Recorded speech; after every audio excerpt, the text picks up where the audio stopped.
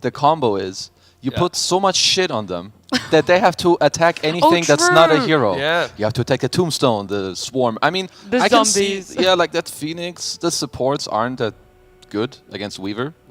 But, I mean, for me, it's a pick that I feel like I can't analyze too much because I don't really understand why they went for it in this specific case. I mean, we'll see once they pick up the players, pick up the heroes, then I think it'll make more sense. Yeah. There could also just be the argument that it's a Weaver carry. You put the Lina mid, and then they're going to play out a draft from there. Could be true. But maybe that's the beauty of it, because you could have Weaver 4 Tusk mid Lina carry, or Lina mid Weaver carry Tusk 4. Yep, you pick up those heroes, shuffle. All the possibilities. Talking about mind games, you know? You're just like, oh, where's it going? You'll never know. Yeah, on the flip side, Extreme's like, all right, well, I don't care what you're doing here. We're just We're going to gonna stick in our heroes. lane. But they are. We mentioned JT. He has to be the initiator.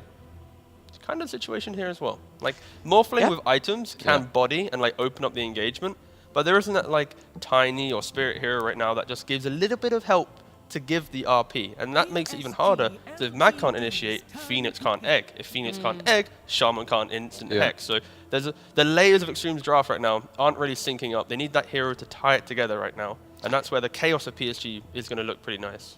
I thought that Lina was the quote-unquote counter to Morphling. That's how I first saw the hero like pop up into the meta in pubs and also in some comp games where people were like, oh yeah, Lina is really good against Morph. You have Burst, you buy Maelstrom, so you mainly rely on magical damage against this high armor, low HP hero.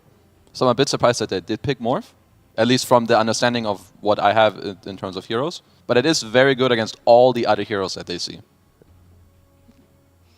LGD taking their time here, thinking about what they want for their last pick. They always have to reveal their lanes a lot earlier than Extreme, and it's a Dragon Knight. Dragon Man. Ambiguity is PSG's name with this draft. I think at least 4 of their heroes could actually go in 3 different lanes. The only hero that knows where he's going is the Undying, so that's cool. But again, for Extreme, PSG, they ban out the Ember, they ban out the Bat. Trying to think about what other mid laners Does that they picked up. Paparazzi play Timbersaw?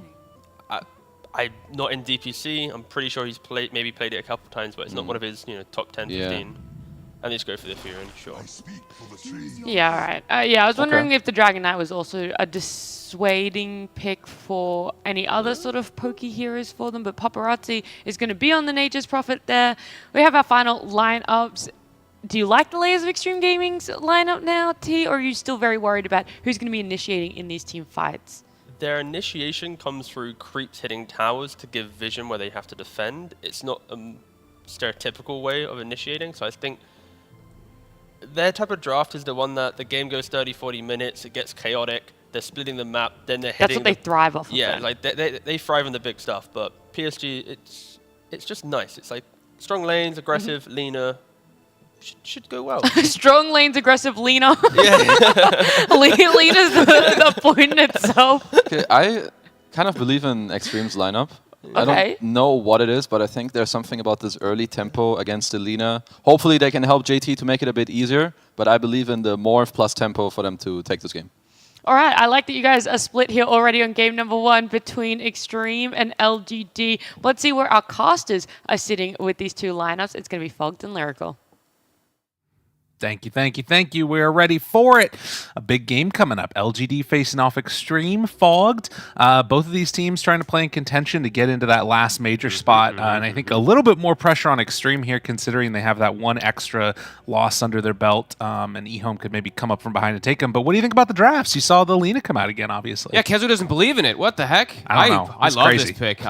I mean, I love the pick. I like their draft. I think they actually tried to get in the heads of Extreme a little bit with this Weaver pick, just being like, yeah, we're going to kind of make this core, but we're picking it into Shaman, so it's not really the best game for it. So they swap it up, they make it a support, and their draft looks clean. I think it counters the Morphling. The egg is probably never going to go off. They have these frontliners that are really annoying, be it the DK, the Tusk, and the Undying, to soak pressure. That being said, though, Extreme, also a very strong, fast-paced draft. I'm worried about the Magnus because he's their form of initiation to start these fights, and the buffer between them just feels a little strange. Like, usually for Magnus, they were saying, and we always say, you want somebody that goes in first, someone that kind of starts this havoc so that he can set up a position for it.